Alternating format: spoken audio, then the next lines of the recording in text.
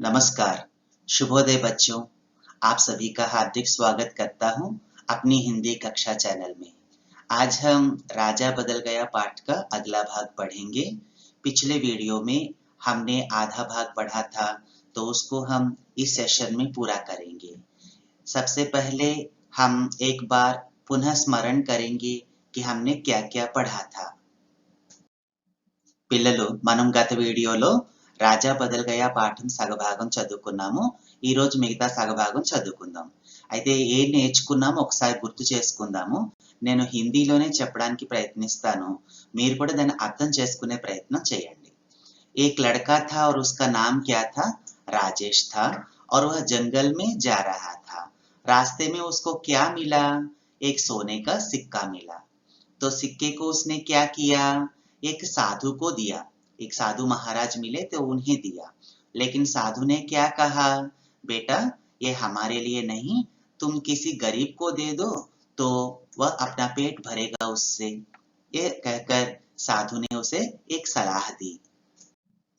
साधु की बात मानकर राजेश आगे बढ़ रहा था, तो रास्ते में उसे कौन मिला? एक राजा मिला जिसका नाम था शूरसिंह। वह कहाँ जा रहा था? पड़ोसी राज्य को लूटकर धन संपत्ति ले जाने के आशय से वह अपनी सेना को लेकर जा रहा था। తర్వాత భాగం మనము ఇప్పుడు నేర్చుకుందాం. अब मैं एक बार पढ़कर सुनाऊंगा. आप ध्यान से सुनते हुए नए शब्दों के नीचे रेखांकित कर लीजिए. కొత్త పదాల కింద గీత గీసుకోండి. राजेश राजा के पास गया. सोने का सिक्का उनकी ओर बढ़ाते हुए कहा, लीजिए महाराज, आप इसे रख लीजिए. बेटा, मुझे क्यों देना चाहते हो? राजा ने आश्चर्य के साथ पूछा. और एक बार पढ़ता हूं, ध्यान से देखिए. राजेश राजा के पास गया. सोने का सिक्का उनकी ओर बढ़ाते हुए कहा, लीजिए महाराज, आप इसे रख लीजिए. बेटा, मुझे क्यों देना चाहते हो? राजा ने आश्चर्य के साथ पूछा. राजेश किसके पास गया? రాజా కే పాస్ గయా. ఎవరి దగ్గరికి వెళ్ళాడు రాజేషు? రాజుగారి దగ్గరికి వెళ్ళాడు. సోనే కా సిక్కా ఉన్కి ఓర్ బఢాతే హుయే కహా. ఓర్ అంటే మనం మొదటి పాఠంలో కూడా నేర్చుకున్నాము, వైపు అని. అంటే రాజుగారి వైపుకి. అంగో చిత్రంలో చూస్తున్నారు కదా, యహా చిత్ర మే ఆప్ దేఖ్ రహే హై. రాజా కి ఓర్ బఢాతే హుయే అంటే రాజుగారి వైపుకి తన చెయ్యి చాపుతూ చెప్తున్నాడు. लीजिए महाराज, ओ महाराजा తీసుకోండి.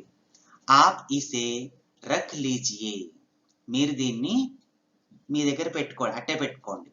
ఇది తీసుకుని మీ దగ్గర పెట్టుకోండి. बेटा, मुझे क्यों देना चाहते हो? राजा ने आश्चर्य के साथ पूछा.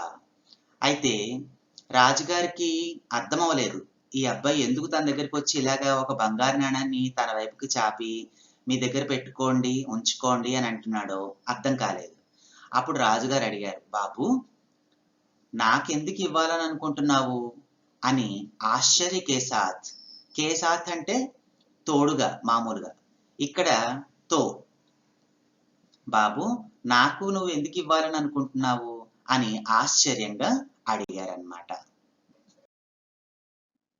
अब देखते हैं पाठ का अंतिम अनुच्छेद. मैं एक बार फिर से पढ़ता हूं, ध्यान से देखिए.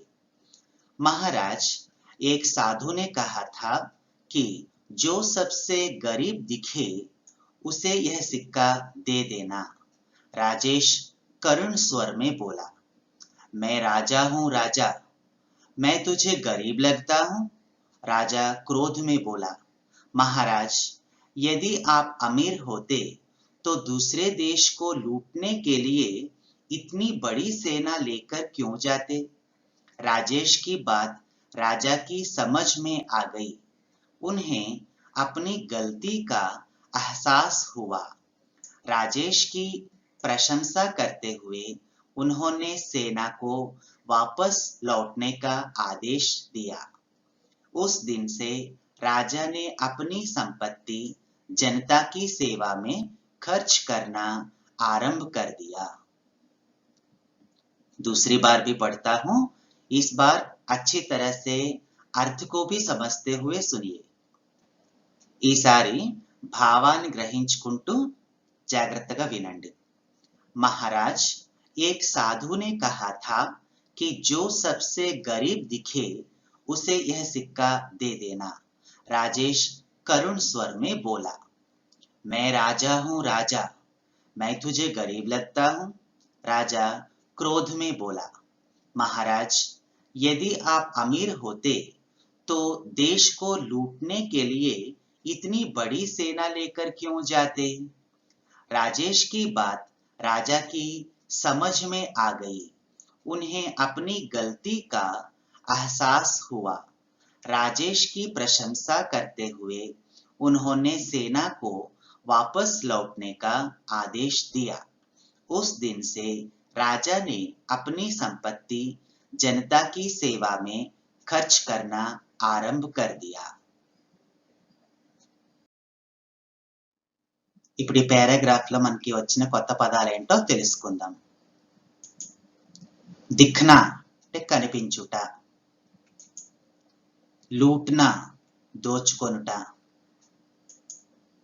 సమజ్ మే ఆనా అర్థమగుట, గల్తీ భూల్ అంటే తప్పు పొరపాటు, అహసాస్ హోనా అంటే మెహసూస్ కర్నా తెలిసి రావడం, టు రియలైజ్ అంటాం కదా ఇంగ్లీష్ లో అది। संपत्ति संपदा। अब हम इसका भावार्थ देखते हैं। महाराज, एक साधु ने कहा था कि जो सबसे गरीब दिखे उसे यह सिक्का दे देना। राजेश करुण स्वर में बोला। అంటే రాజేష్ దీనంగా అంటున్నాడు, ఓ మహారాజా, సబ్సే అందరికంటే, గరీబ్ పేదవాళ్ళుగా, దిఖే కనిపిస్తే, దిఖ్నా అంటే కనిపించుట, దేఖ్నా అంటే చూచుట, దిఖ్నా అంటే కనిపించుట, ఎవరైతే నీకు అందరికంటే పేదవాళ్ళుగా కనిపిస్తారో ఉసే అతనికి యహ్ సిక్కా దే దేనా ఈ బంగారు నాణాన్ని ఇచ్చేయి అని చెప్పి ఏక్ సాధునే కహా థా ఒక సాధువు గారు నాతో అన్నారు అని రాజుగారితో చెప్పాడు। ఇక్కడ కి అనే ప్రయోగం వచ్చింది। కి అంటే ఏమనగా, మీరు ఒక్కొక్కసారి చిన్న పొరపాటు చేస్తూ ఉంటారు, ఈ కీ రాస్తూ ఉంటారు, కీ అంటే యొక్క అనే అర్థం, యహ్ రామ్ కి కితాబ్ హై అని చెప్పినప్పుడు ఈ కీ ప్రయోగం కరెక్ట్। అలా కాకుండా ఎవరైనా ఏదైనా చెప్పినప్పుడు ఏం చెప్పారంటే అనేటప్పుడు ఈ కీ రాయాలి। ఇక్కడ కూడా అంతే చూడండి, అందరికంటే పేదవాళ్ళుగా నీకు ఎవరన్నా కనిపిస్తే వాళ్ళకి ఈ నాణ్యాన్ని ఇవ్వమని ఒక సాధువు గారు అన్నారు అంటాం। సాధువు గారు ఏమన్నారంటే అని చెప్పినప్పుడు ఈ కీ వాడాలి। అయితే అప్పుడు రాజుగారికి ఆ మాట వినగానే కోపం వచ్చేసింది। రాజానే క్యా కహా, మే రాజా హూ రాజా, నేను ఎవరిని అనుకుంటున్నావు, రాజుని। మే తుజే గరీబ్ లగ్తా హూ, తుజే అంటే నీకు, నేను పేదవాడిగా అనిపిస్తున్నానా, కనిపిస్తున్నానా అన్నాడు। రాజా క్రోధ్ మే బోలా, రాజా గుస్సే మే ఆకర్ బోలా कि मैं राजा हूं, क्या मैं तुम्हें गरीब लगता हूं? महाराज, यदि आप अमीर होते तो दूसरे देश को लूटने के लिए इतनी बड़ी सेना लेकर क्यों जाते? ओ राजा, आप अगर अमीर होते, మీరుగాని ఒకవేళ ధనవంతులే అయినట్లయితే, दूसरे देश को लूटने के लिए మరొక దేశాన్ని దోచుకోవడం కోసము ఇతనీ బड़ी सेना लेकर क्यों जाते, ఇంత పెద్ద సైన్యాన్ని వెంట పెట్టుకుని ఎందుకు వెళ్తారు మీరు, మీరు నిజంగా ధనవంతులేగానైతే అని చెప్పి రాజేష్ అమాయకంగా అడుగుతున్నాడు। ఇక్కడ కూడా చూడండి, యది తో అంటే ఒకవేళ అయినట్లయితే, ఒకవేళ మీరు ధనవంతులే గాని అయినట్లయితే, దూసరే దేశ్ కో లూట్నే కే లియే ఇతర దేశాలను దోచుకోవడం కోసము ఇంత పెద్ద సైన్యాన్ని వెంట పెట్టుకుని ఎందుకు వెళ్తారు? రాజేష్ కి బాత్ రాజా కి సమజ్ మే ఆ గయి, సమజ్ మే ఆనా అంటే ఏంటి, అర్థం అవడం। రాజేష్ మాటలు రాజుగారికి అర్థమయ్యాయి, ఉన్కా జ్ఞానోదయ హో గయా। ఎందుకని, తను చాలా స్వార్థంతో మరొక దేశాన్ని దోచుకోవడానికి వెళ్తున్నారు, నిజానికి తను పేదవాడేం కాడు కదా, అనుకున్నాడు. उन्हें अपनी गलती का एहसास हुआ. గల్తీ అంటే తప్పు. రాజుగారికి తన తప్పు ఏంటో ఎహసాస్ హువా అంటే తెలిసొచ్చింది. మహసూస్ హోనా అంటాం. రియలైజ్ అయ్యారనమాట. రాజుగారు తన తప్పుని రియలైజ్ అయ్యారు. రాజేష్ కి ప్రశంसा करते हुए उन्होंने सेना को वापस लौटने का आदेश दिया. प्रशंसा का अर्थ है పొగడ్తా. प्रशंसा का विलोम शब्द क्या होता है? निंदा. तो రాజేష్ కి ప్రశంసా करते हुए రాజేష్ ని ప్రశంసిస్తూ ఆయన తన సైన్యాన్ని వాపస్ లౌట్నే కా ఆదేశ్ దియా. వెనక్కి తిరిగి వెళ్ళిపోమని చెప్పేసి ఆదేశము ఇచ్చారు. उस दिन से राजा ने अपनी संपत्ति जनता की सेवा में खर्च करना आरंभ कर दिया. ఆ రోజు నుంచి రాజుగారు తన సంపద మొత్తాన్ని, సంపత్తి కా అర్థ క్యా హై? సంపద. తన సంపద అంతటిని కూడా ప్రజల సేవలో ఖర్చు పెట్టడాన్ని ప్రారంభించారు. ఖర్చు కర్నా విలోమ్ శబ్ద క్యా హై? కమానా. సంపాదించుకోవడం. అయితే రాజుగారు ఏం చేశారన్నమాట? తన సంపద మొత్తాన్ని ప్రజల యొక్క సేవలో ఖర్చు పెట్టడం, వినియోగించడం ప్రారంభించారు. तो इस प्रकार राजेश की बातों से राजा का జ్ఞానోదయ్ హో గయా. అర్థమైంది కదా? ఇప్పుడు రాజుగారికి కూడా తన స్వార్థం వదిలేసి ప్రజలందరికీ సేవ చేయాలన్న జ్ఞానోదయం కలిగింది. అంటే రాజేష్ ఎంత చక్కగా ప్రవర్తించాడో చూడండి.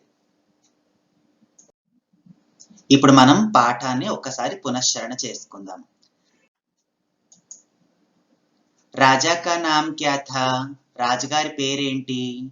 రాజా కా నామ్ శూర్ సింహ్ థా. వహ్ కహా జా రహా థా? రాజుగారు ఎక్కడికి వెళ్తున్నారు?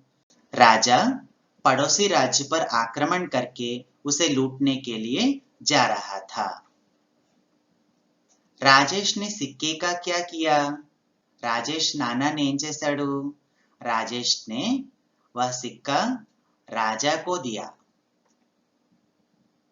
राजा क्यों क्रोधित हुए? రాజుగారికి ఎందుకు కోపం వచ్చింది? राजा को लगा कि राजेश उन्हें एक साधारण व्यक्ति मानता है, तो राजा क्रोधित हुए. अगला प्रश्न, राजेश ने राजा को सिक्का क्यों दिया? राजेश రాజుగారికి ఆ బంగారు నాణాన్ని ఎందుకు ఇచ్చాడు? क्योंकि राजेश ने समझा कि राजा गरीब हैं, इसलिए तो वे दूसरे देश पर आक्रमण करके उसे लूटने के लिए जा रहे थे. రాజుగారు పేదవాడేమో, అందుకే ఆయన వేరే దేశాన్ని ఆక్రమించుకొని దాన్ని దోచుకోవడం కోసం వెళ్తున్నారు అని అనుకున్నాడు. अगला प्रश्न, राजा ने अंत में क्या किया? राजा को जब ज्ञानोदय हो गया तो राजा ने क्या किया? अपनी सारी संपत्ति जनता की सेवा में खर्च करना आरंभ कर दिया. ఈ విధంగా ఈ పాఠంలో మనకు ఒక మంచి నీతి లభించింది. कौन सी सीख मिलती है? हमें हमेशा दूसरों की सेवा में अपना धन या अपनी शक्ति खर्च करने चाहिए. అంతే కదా?